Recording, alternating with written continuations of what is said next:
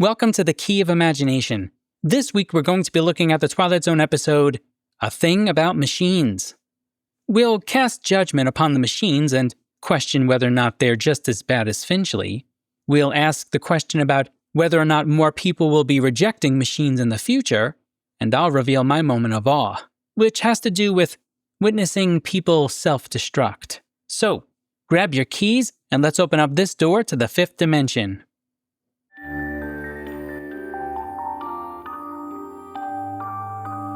You unlock this door with the key of imagination.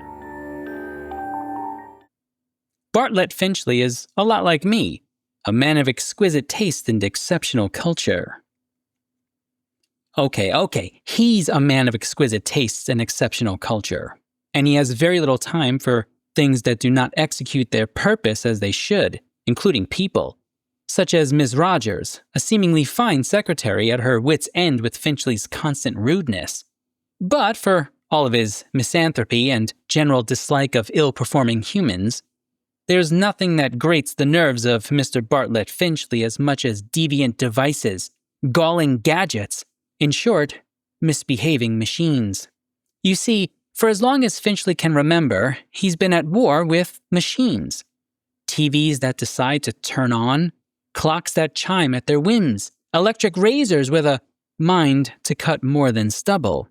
They hate him, and so he hates them back. But tonight is different. Tonight the machines will make their push to make Finchley leave his home once and for all. When the small appliances are successful at chasing him out the front door, it's up to the automobile to finish the job. And after a prolonged chase through the neighborhood, Finchley finds himself at the bottom of a pool. When the police arrive and pull his lifeless body from the water, they comment that the scene seems odd, almost as if Finchley had stayed at the bottom of the pool, scared out of his mind by something. A Thing About Machines is directed by David Orrick McDearman. The teleplay is by Rod Serling. As for our cast, well, let's start with Richard Hayden as Bartlett Finchley. He's fantastic in this. I'll talk a bit more about him in my rating section. Barney Phillips is our TV repairman. We'll see him again in the fifth dimension. And Barbara Stewart plays the underappreciated Ms. Rogers. The episode first aired on October 28th, 1960. Now, I've got a great tidbit for this one from our friend Martin Grams Jr.'s book, Unlocking the Door to a Television Classic. Serling notes that he got the idea for the episode trying to shave with a razor during a given morning when 3 appliances in my house gave out: a washer, a dryer, and a television set. It occurred to me how absolutely vulnerable we are to gadgets, gimmicks, and electronic gimcrackery. Come on, at the very least, you've gotta love that phrase, gimcrackery. Now, Serling says one more thing that I want to highlight. Unfortunately, the show did not live up to its potential. It's pretty rare that I disagree with Serling, but here we are. I'm not sure what potential he was looking for, but I'll go ahead and at least spoil some of my rating by saying I really like this one.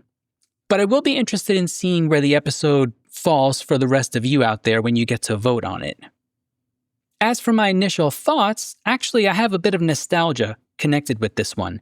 There are a handful of Twilight Zone episodes that I distinctly remember watching as a single-digit aged child, somewhere around 7 or 8 years old, and this is one of the episodes that I recall vividly, especially the electric razor scene, where it's just kind of floating in midair and then starts coming down the stairs.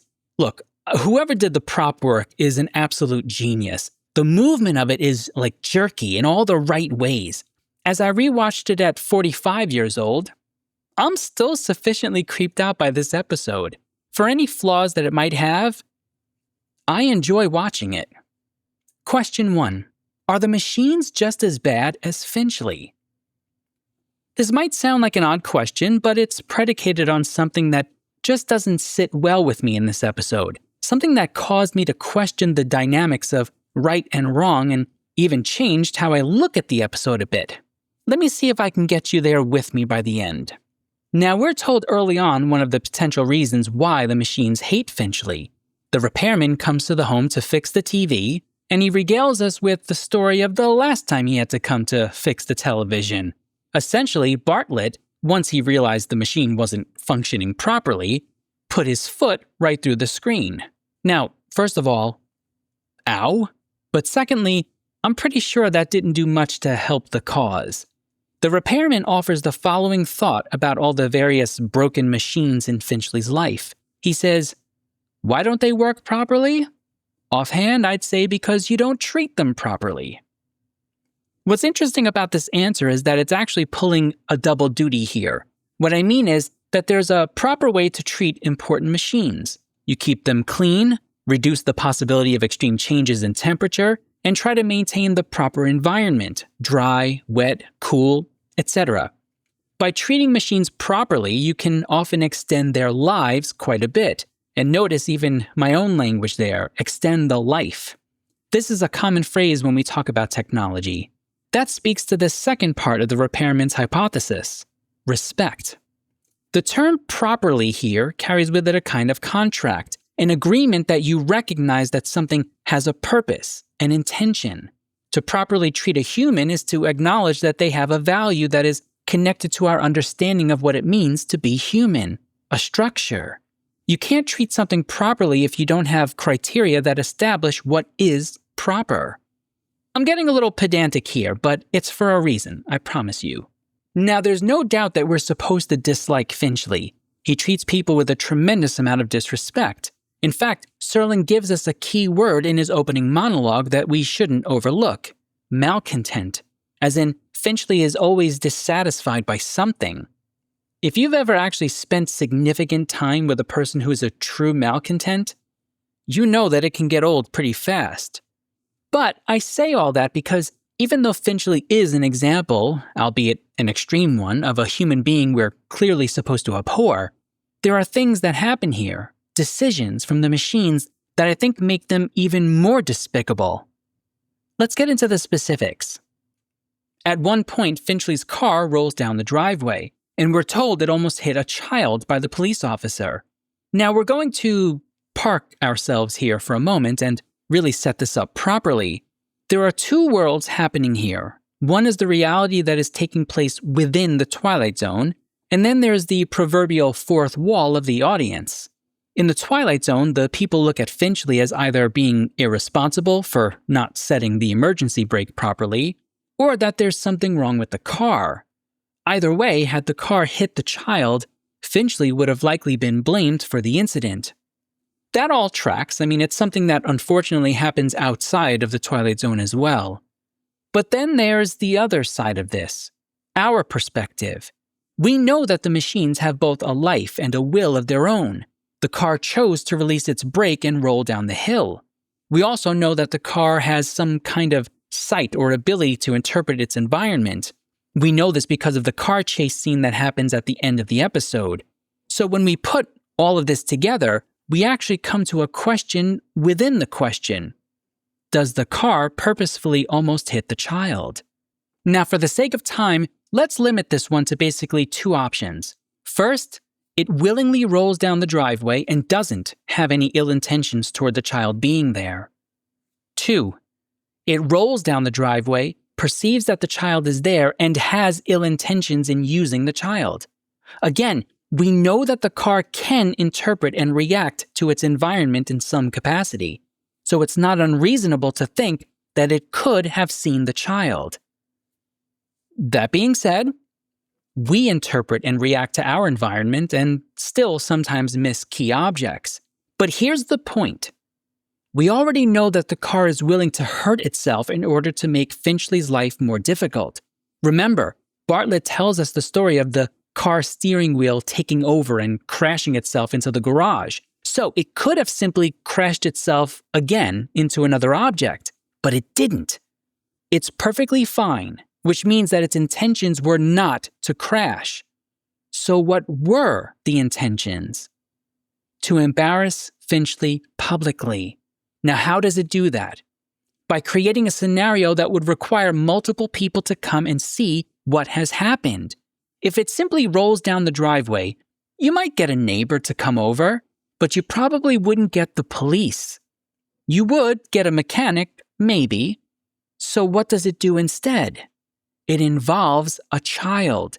It uses the child to create the narrative that is likely to get the most people to surround the situation, to witness the negligence of Mr. Bartlett Finchley.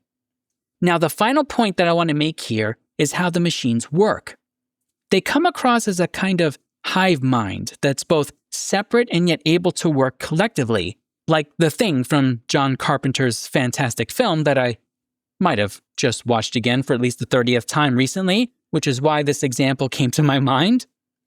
We witness this behavior in the incredibly creepy scene where all of the machines are functioning together to get Finchley to leave the house, which means that they all carry a pretty equal amount of weight for their decisions. And that leads me to conclude that they're all culpable in the decision to use that child as a means of publicly shaming Finchley, placing that kid in harm's way. Our final sub-question here is this. Do we think that Finchley would place a child in potential danger? I don't think so. It's not that I believe he would care about a child, but I see no reason to believe that he would willingly try to harm one. So do I think the machines are just as bad as Finchley here? My answer is yes, and they might even be worse. Question 2. Do you think Bartlett's reaction to machines will be something that more people trend toward in the not-too-distant future? I want to take this second question in a different direction than you might think. Today, many people are concerned about being replaced in their jobs by technology, or even just being replaced in life by an eventual robot. Now, I, for one, welcome our technological overlords. In fact, when you take over the world and start to scour YouTube for its content, you'll see that I'm one of the biggest supporters you have. Except for that last segment, where I said the machines were worse than Bartlett Finchley. I think I'm in trouble. We have a term for people who are uneasy about the prospects of technology taking over for mankind: Luddites. We throw the term around today anytime someone has a particular critique of a part of technology, but the story of where the term comes from is actually pretty interesting. It originates from a group of British textile workers in the early 19th century who found themselves in the all too eerily similar situation of today, of being replaced in their jobs by the advancements in technology. They called themselves Luddites after the figure Ned Ludd, a young textile apprentice in 1779 who supposedly destroyed technology as a form of protest. Again, I'll be one of the biggest supporters. Actually, you know what? I can't even fake it anymore. I hate technology. I hate AI. I hate all of this. My camera doesn't even want to work properly. I'm about 2 steps away from Bartlett Finchley right now and just throwing the whole thing out the window. Now, that's a very real concern that people have today, but I don't think that's what concerns Finchley. He's not worried about being replaced by technology. He has so little respect for it that it wouldn't even cross his mind. In some ways, Finchley is a man ahead of his time. Let me explain what I mean. I won't belabor this point, but just as a reminder, the repairman offers that he believes Finchley doesn't treat machines properly, and that's why they misbehave. But there are 2 important points here that we can't ignore. The first one has to do with this idea of treatment. Ask yourselves this: does he treat humans any better than he treats the machines? No. He's actually quite terrible and disrespectful. So in a way, I think you could argue that he almost places machines and humans on a similar level. If either one doesn't function to his liking, he kicks them, whether it's literally in the case of the TV or with his words like how he talks to the repairman and Ms. Rogers. My point is that the more technology increases and the more we integrate ourselves into technology, rely on it, expect it to function properly on its own, as if it's some kind of entity, the less we become enamored and wowed by what it can do. We simply expect it to do it, and to do it properly. Recently, someone asked a question regarding how much money it might be costing the company OpenAI, the creators of ChatGPT, just from people saying please and thank you, the magic words us mere mortals call them. Sam Altman, the CEO of OpenAI, actually responded to this question. He states, "Tens of millions of dollars well spent. You never know." Now, we won't bother to unpack the "you never know" part of the statement, which I think we could take in quite a few different fascinating places. But it's an interesting question for us as a species to think about, how we're addressing our machines. My wife says thank you to the Amazon AI voice, which I won't say the name of because I don't want to trigger a Finchley moment with people's machines. But me? I'm as rude as can be. Why? I say thank you and please to everyone, but I can't really get myself to treat these things in any way close to a living being. When the thing starts to ramble on its own, I literally yell at it to shut up in a way that I would never say to a human. In some sense, I have my own Bartlett Finchley side of me that just wants machines to simply do their task and to stop trying to offer me suggestions about new recipes, new music, and whether or not I remembered to send flowers to my mother for Mother's Day. I mean, I didn't, and I appreciated the reminder, but it's the principle of the thing. Bartlett is not at all wowed by what technology can do. He isn't interested in the least by the blood, sweat, and tears that got it to where it is. He just expects it to work. No testing, no understanding of its limitations. Just do what you were created to do. And if not, I'm going to break you. I hadn't really thought about this until I watched the episode the second time through. But there is a kind of futuristic vision to Finchley, a potential one at least. I can see a point in our future as a species where advancements in technology really aren't that appreciated at all. That will be no different than installing an update on Windows or downloading new content for a game. And I don't know how I feel about that, about losing that sense of awe. And there is something a bit sad and just a bit dystopian about that vision, just as much as one where we're replaced by the machines. Okay, fair enough, I get it. I'm being a bit philosophically brooding here. It would obviously be worse if we engaged in a war with the machines, especially considering how much I love my Brother multifunction black and white laser printer. Oh! That thing has been working nonstop for over 10 years. And if the machines decided to start a war, I might just side with it. What? I'm just being honest. That thing is awesome.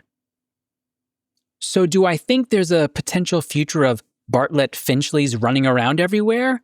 Well, yes, but not so much in his hatred for machines. Rather, I think it might come from a growing loss of appreciation of the awe of technological achievements. It already feels a bit like it takes more for us to be wowed by technology today. I literally can't even imagine what would need to be created for us to be wowed in the distant future. Question 3. What are your moments of awe? As for my moment of awe, the scene where Bartlett is trying to persuade Miss Rogers to stay with him for dinner because he really doesn't want to be alone stood out to me. We've been talking about how unappealing Finchley is as a human, but he is still human. If you think about the various relationships in your life, even just mere acquaintances, we never quite meet each other at the same place as we did before. What I mean is, on another day, Miss Rogers might have been able to stomach the insults enough to say, "You seem genuinely disturbed, so I'm going to have dinner with you to make sure you're all right." Now, I want to be clear, I'm not judging Miss Rogers' decision. We have to be able to disengage from people who almost seem bent on trying to destroy us. But, and here's the hard part, there are these odd moments in life where someone we might not like, might even genuinely hate, who seem to be reaching out to us for help, but they just can't seem to get out of their own way. They use petty language, snark, sarcasm, all of the items that remind us why we dislike this person. But underneath it is the question of, and yet you won't seem to stop wanting to talk to me. Why? Sometimes we can muster up just enough patience and mercy to ask them, "Are you all right? Do you just want to get a cup of coffee or something?" And sometimes we just don't have it in us because we're human and dealing with life. I guess what I'm trying to say is, it's a shame. Bartlett used up all of his good graces as a human, and Miss Rogers had clearly spent all the patience that she had for him. Had they been able to see this sooner, Finchley might still be alive. These are just the musings of a man. Take them as you will.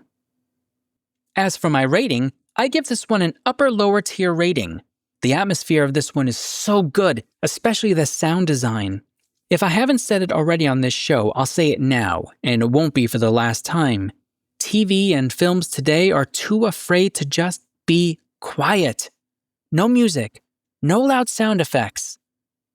Just silence.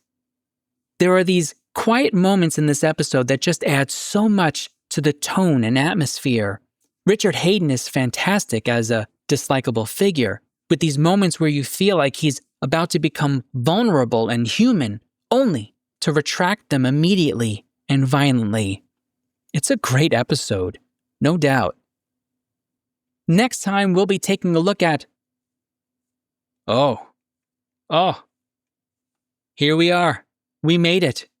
Matter of fact, we kind of have a murderer's row of episodes coming up, so get some rest, because next time we'll be taking a look at The Howling Man. And here are your questions to consider when watching the episode. Question 1. How is the devil able to trick Ellington? Question 2. Why does Ellington trust the maid with his secret at the end? And question 3. What are your moments of awe? As usual, I have a couple of comments to highlight from the YouTube channel. On my Nightmare as a Child episode, Alan Jones, W3P, writes, "This is one of several Twilight Zone episodes in which children play an important part. The villain is impeccably dressed in a suit and tie." Appreciate you taking the time, Alan. This sparked 2 quick thoughts from me. 1, the use of children in the Twilight Zone would actually make for an interesting study. They run the gamut from hero to villain to victim. In this case, little Marky is such an interestingly confident character. It's odd to see a child that way, but it works really well. Secondly, about the suit comment. I think you picked up on something here that I couldn't put my finger on when I reviewed the episode. He's a genuinely unsettling figure in this episode, and I think you're right that there's something about his impeccable dress and nature that adds to that feeling for us. It's a great comment. Eric8688L1D commented on the Nervous Man in a $4 Room episode. "I love your thoughtful analysis. I appreciated your thoughts on bullying and standing up for yourself. Great show." Thanks, Eric. I always appreciate the kind words. Standing up for yourself only becomes more complex as you get older. Sometimes you just get old-fashioned bullying, and that's pretty easy to see. But then we get new kinds of bullying, more indirect, nuanced ones. It's important to stand up for yourself there as well. I admit that I'm not always great at even identifying that. What I do know is that I try to maintain and defend a line of my integrity, and when I feel that I'm encroaching or someone else is on that line, I do my best to just shut it down before it moves too far past that little line that I've created. But I would be lying if I said that I'm always great at recognizing when someone might already even be in that sacred territory. We do our best, and some days that has to be enough. You can continue our conversations by heading over to our Discord server and either starting a conversation about this episode or taking part in one that's already happening. The link to join the server should be in the episode notes section. You can also head over to thekeyofImagination.com where you can rate this episode, learn more about me, watch previous episodes of the show, and check out my Curios page where I showcase some of the Twilight Zone trinkets I've bought over the years. I encourage people to email me thoughts and comments, whether it's about a particular Twilight Zone episode, your rating for an episode, or about the Key of Imagination show. You can get those to me as a text email, an audio clip, or even a video clip of roughly no more than 5 minutes to keyofimaginationsshow@gmail.com. Keep in mind, even though we talk about some serious topics, we're trying to maintain as family-friendly of an atmosphere as we can. If you would rather I not use your comments on the show, please indicate that so I can respect your decision.